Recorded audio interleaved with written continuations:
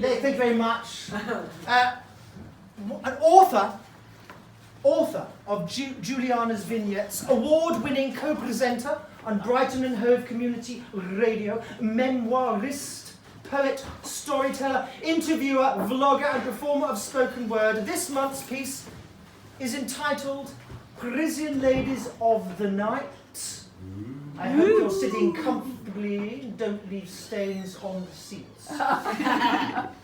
Host of Jilliana's Salon, which next Tuesday will be hosted in Hove at Fudge's Bistro Wine Bar. So if any of you spoken word performers out there in the midst, probably me, I'm talking to me here, I'm advertising this night on her behalf and mine. So do make yourselves down there next Tuesday if at all possible. Now, without further ado, let me introduce to you Jilliana!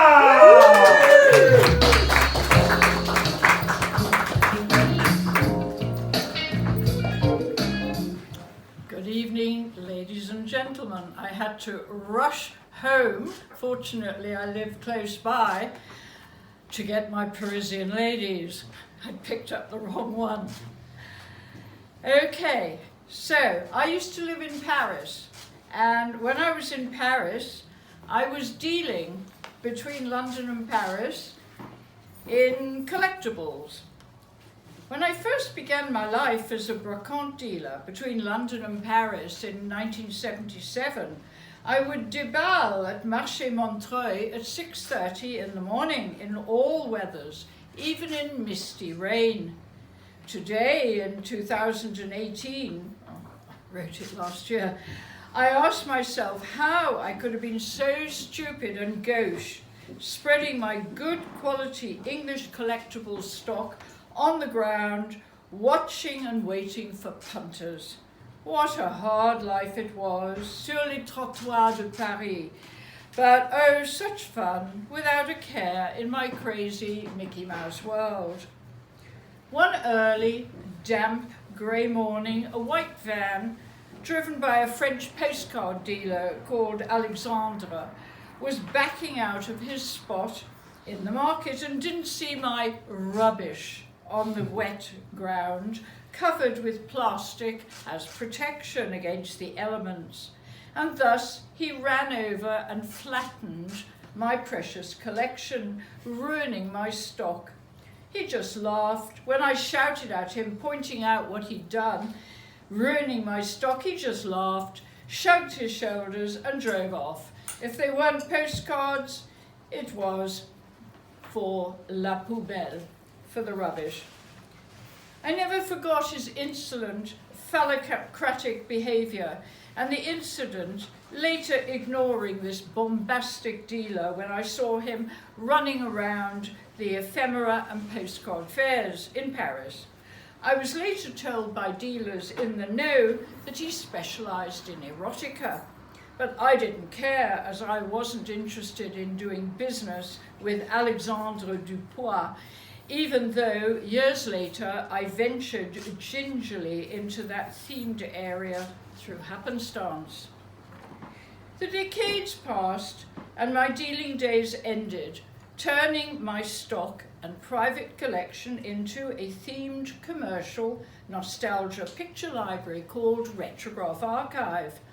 After all, why sell an image when you can license reproduction rights and get to keep the original image? Have your cake and eat it too. One of my themes was erotica. This is a reproduction of one of the many sepia postcards. I had about 200 of them. And the girls were several alluring, sexily dressed sepia, I called them ladies of the night postcards, along with 1940s American era Betty Page, black and white posed bondage photographs. But the Parisian ladies were erotic in the 20s, with garters, some wearing negligés and others topless but never bottomless, being scantily dressed at all times. Their faces became so familiar, it was like having a relationship with these lovely ladies.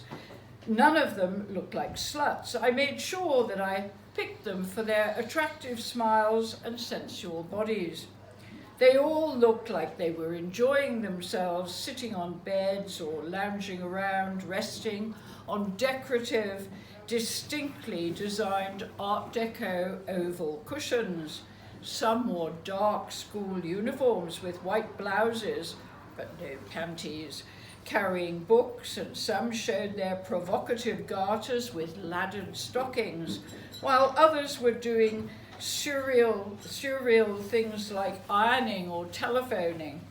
My favourite lacy petticoat-clad lady was holding a whip across her knee, sitting demurely, waiting patiently for her victim.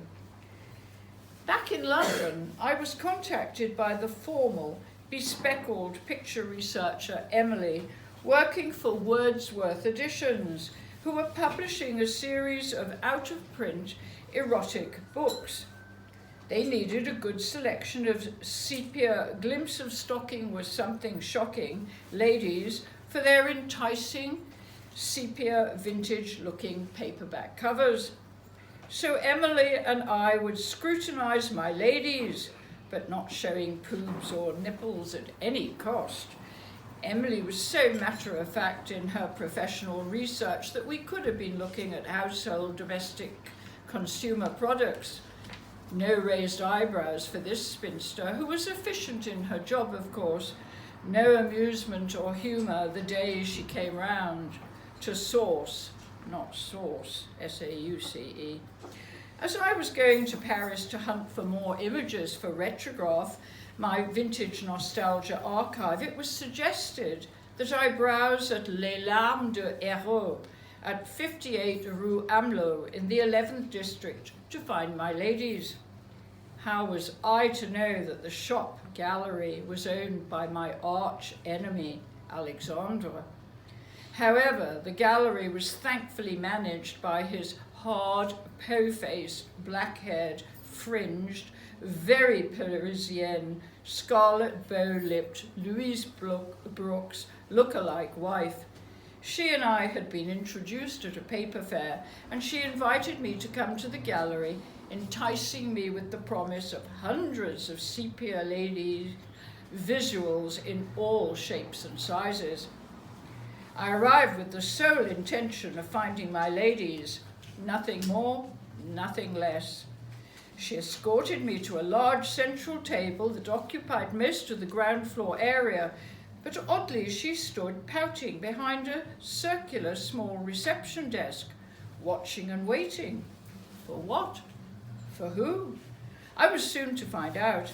An erotic clock hung on the wall with female black stocking legs and red garters, moving with every minute in different positions.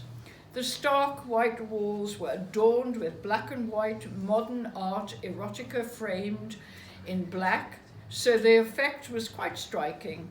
Black and white and black, with a hint of provocative scarlet here and there. I excitedly sat with 4 shoeboxes of vintage postcards I had all afternoon. I had reserved the time. As I flicked through the sepia images, head down, concentrating, the doorbell rang and a man entered, moving around behind me silently, as there was not much room to swing a cat. I didn't look up, but kept focusing on my delectable ladies. Then the doorbell sounded again and again. Men were walking around me, looking at the walls silently but purposefully, before disappearing into the basement area where the rare, explicit, sadomasochistic photographs were on display for a limited time. Out of curiosity, I had to venture down the stairs. Ooh la la, what an education. Photos of lesbians fondling each other, penetration, Japanese bondage, threesomes, blowjobs, handjobs, S&M, whips and leather bondage, all very kinky and so French, from Alexandre's private collection, which was famous. some rare ones coming from the French actor Michel Simon's famous erotic collection. Alexandra had published several photographic books, having found his niche, and the demand was rife without any competition. Prints, books, limited editions, reproductions in his explicit photographs, and who knows what other services were on sale in the gallery. I felt very aware I was out of my comfort zone, but on a focused mission. Not, however, thinking of missionary positions, but thinking of book jackets and a proposed poster book of 30 Parisian ladies, that's one of each one of whom I would have to name. I looked into their silent faces, thinking of frivolous names like Mimi, Fifi, Miu Miu, as if calling them travelling through time to the world beyond. That was in the late 80s. Today, 20 years on, the shop cum gallery is still open, but I am no longer looking for these smiling, enticing ladies frozen in time, nor venturing into the underbelly of the shop to be educated.